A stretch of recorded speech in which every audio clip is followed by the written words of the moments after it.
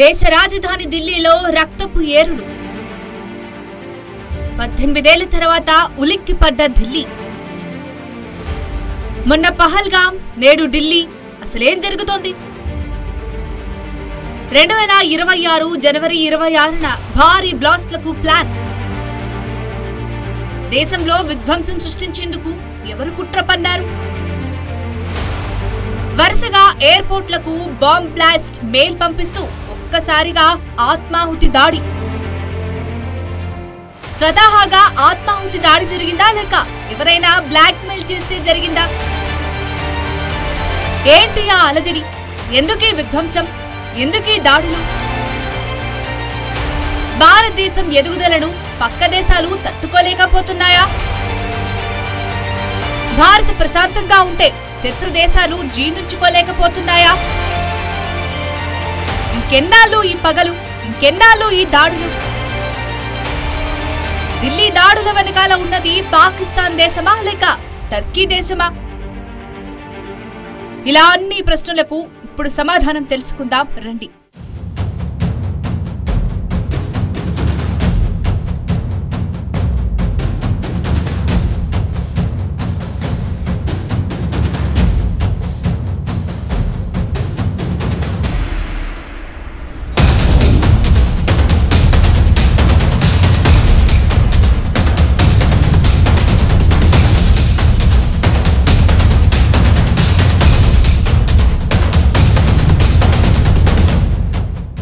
దేశ రాజధాని ఢిల్లీ కారు పేలుళ్లతో సంబంధం కలిగిన ఉగ్రవాద ముఠా ఉత్తరప్రదేశ్లోని మతపరమైన ప్రదేశాలను ముఖ్యంగా అయోధ్య, వారణాసిని లక్ష్యంగా చేసుకున్నదని నిఘా వర్గాలు కనుక్కున్నాయి. ఇండియా టీవీ తెలిపిన వివరాల ప్రకారం అయోధ్యలో భారీ పేలుడుకు ఈ బృందం ప్రణాళిక రచించిందని, ఢిల్లీ పేలుడు కేసులో అరెస్టైన doctor Shaheen Shahid sleeper cell ను ఇప్పటికే యాక్టివేట్ చేశారని నిఘా వర్గాలు చెబుతున్నాయి. ఈ ప్రణాళిక అమలుకు ముందే యాంటీ టెర్రరిజం స్క్వాడ్ తో పాటు స్థానిక పోలీసులు సాగించిన వరుస దాడులు, అరెస్టులు ఉగ్రవాద నెట్వర్క్ ను ఛేదించడానికి దారితీశాయి.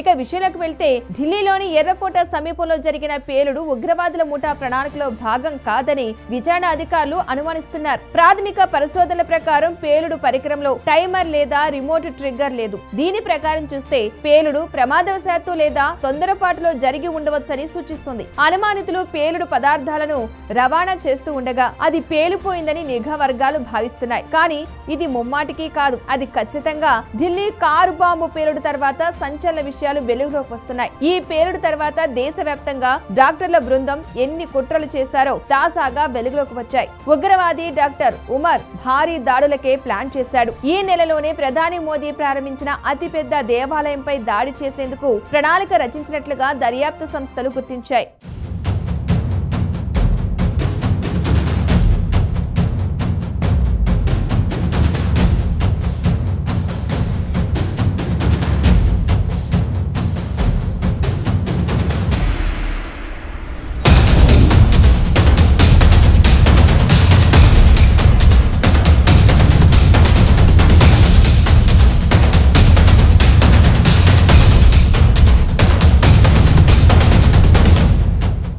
ముందుగా ఈ ప్రమాదం ఎలా జరిగింది అంటే 2025 నవంబర్ 10న ఢిల్లీలోని ఎర్రకోట సమీపంలో జరిగిన కారు ప్రమాదం దేశవ్యాప్తంగా సంచలనంగా మారింది. యావత్ ప్రపంచాన్ని ఉలిక్కిపడేలా చేసింది. కానీ ఇది ప్లాన్ ప్రకారం మాత్రం కాదని ఆ రోజు మధ్యాహ్నం 12 గంటలకు ఢిల్లీ పోలీసులు ఒక డాక్టర్ గురించి సర్చ్ ఆపరేషన్ జరిగింది.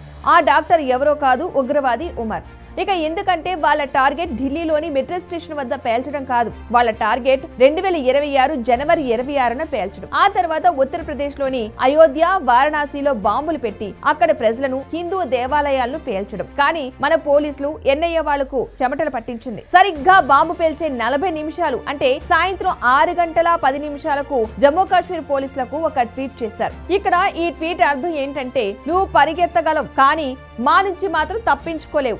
దాక్కోలేవు. ఇక ఎలాగో ఢిల్లీ పోలీసులు ఎన్ఐఏ వాడిని పట్టుకుంటారు అని భయం వేసింది. దీంతో ఉమర్ ఎలాగో పోలీసులకు దొరికేదే అని తాను తీసుకున్న పేలుడు పదార్థాలతో తానే సూసైడ్ బాంబర్ గా మారాడు. అక్కడ రక్తపాతం సృష్టించాడు. ఇక ఈ ప్రమాదంలో 13 మంది ప్రాణాలు పోగొట్టుకున్నారు. ఈ కేసులో ఇదే జరిగిందట. కానీ ఇది అప్పటికప్పుడు తీసుకున్న నిర్ణయం మాత్రమే. అతను అసలు సూసైడ్ బాంబరే కాదు. అతడి ప్లాన్ వేరు, అతడి టార్గెట్ వేరు. Doctor Umar terror diary schedule ప్రకారం ఉగ్రవాది ఉమర్ ఈ భారీ ఉగ్రదాడి కోసం దాదాపు 3 కార్లు కొనుగోలు చేశాడు. హోండాయ్ i20 ఎరుపు రంగు, ఫోర్డ్ ఎక్స్పోర్ట్, మారుతి బ్రెజిల్లాను కొనుగోలు చేశారు. ఈ 3 కార్లలో సోమవారం సాయంత్రం ఎర్రకోట దగ్గర హోండాయ్ i20 కారు పేలిపోయింది. ఇక రెండో ఎరుపు రంగు కారును తాజాగా పోలీసులు స్వాధీనం చేసుకున్నారు. బుధవారం ఢిల్లీ రిజిస్ట్రేషన్ నంబర్ 0458 కలిగిన ఎకో స్పోర్ట్ షో ఫరీదాబాద్ లో ట్రాక్ చేశారు. ఇక మూడో కారు మారుతి బ్రిజా దీనికోసం గాలిస్తున్నారు. దీనికోసం ప్రత్యేక బృందాలైతే గాలిస్తున్నాయి. ఈ 3 వాహనాల్లో పెద్ద ఎత్తున ఐఈడీలు పెట్టుకుని భారీ దాడులు చేయాలని, అంతేకాకుండా అసాల్ట్ రైఫిల్స్ తో విచక్షణారహితంగా కాల్పులు కూడా జరపాలని ఉమర్ ప్లాన్ చేసుకున్నట్లుగా దర్యాప్తు సంస్థలు కనుగొన్నాయి. నిజానికి ఇప్పుడు మన ఎన్ఐఏ గుర్తించకపోయి ఉంటే, ఈ బాంబు పేలకపోయి ఉంటే దేశంలో జరిగేది ఇదే. దేశంలో రక్తం ఏరులై పారేవి.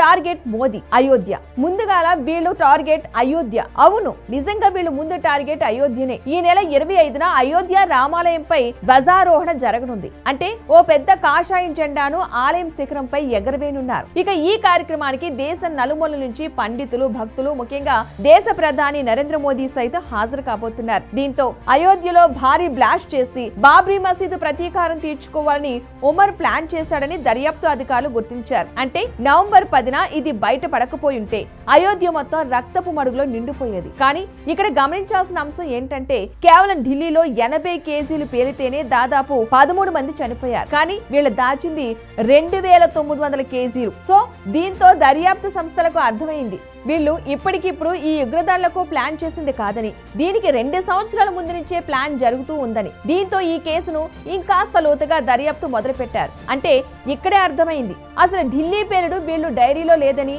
వీళ్ళ అసలు టార్గెట్ వేరే అని.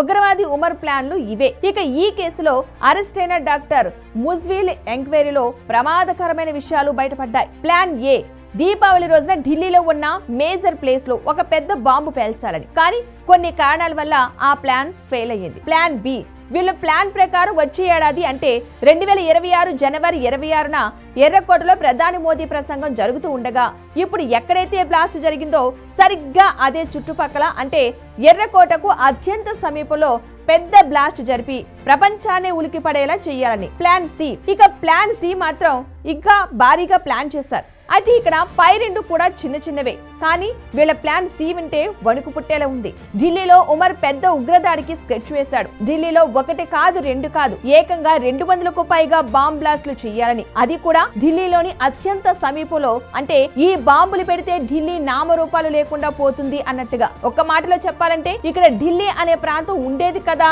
అని వీళ్ళు ప్లాన్ చేశారు. వీళ్ళ ప్లాన్ తర్వాత అంటే మీకు ముంబై బాంబ్ బ్లాస్ట్ గుర్తుకుందా? 2008 దాదాపు 10 మంది పాకిస్తాన్ జిహాదులు ముంబై నగరంలో భారీ విధ్వంసం సృష్టించారు. దాదాపు ఒక సమయంలో 8 ప్రాంతాల్లో బాంబ్ బ్లాస్టులు జరిగాయి. ఇదే కాకుండా 2013 ఫిబ్రవరి 21న హైదరాబాద్ 2 టైం బాంబులు దాడి జరిగాయి. ఇందులో వరుసగా 7 గంటలకు ఒకటి పేలితే 7 గంటల 32 నిమిషాలకు మరొకటి పేలింది. దీంతో దక్షిణ భారతదేశం ఒక్కసారిగా ఉలిక్కిపడింది. ఇక ఫరీదాబాద్ లో అమోనియం నైట్రేట్ RDX మిశ్రమాన్ని పెద్ద ఎత్తున దర్యాప్తు బృందం స్వాధీనం చేసుకుంది. ఇది మిలిటరీ గ్రేడ్ పేలుడు పదార్థాలకు సంబంధించిందిగా తేల్చారు. ఢిల్లీలో పేలిన కారులో ఇవే ఉపయోగించారా లేదా అనేది ఫోరెన్సిక్స్ బృందాలు తేల్చనున్నాయి. ఇక ఈ కుట్రంతా టర్కీ కేంద్రంగా జరిగినట్లుగా కనిపెట్టారు. 2022లో రూపొందించిన ప్రణాళికగా దర్యాప్తు అధికారులు భావిస్తున్నారు. ఇక ఉమర్ ప్రస్తుతం ఉకాసా అనే కోడ్ మైట్ తో పిలువబడుతున్నాడు. టర్కీలోని హ్యాండర్లు ఉమర్ ను ఉకాసాగానే పిలుస్తారు. ఉమర్ నెట్వర్క్ దర్యాప్తు సంస్థలు దృష్టి పెట్టినప్పుడు ఈ అంతర్జాతీయ సంబంధాలు వెలుగులోకి వచ్చాయి.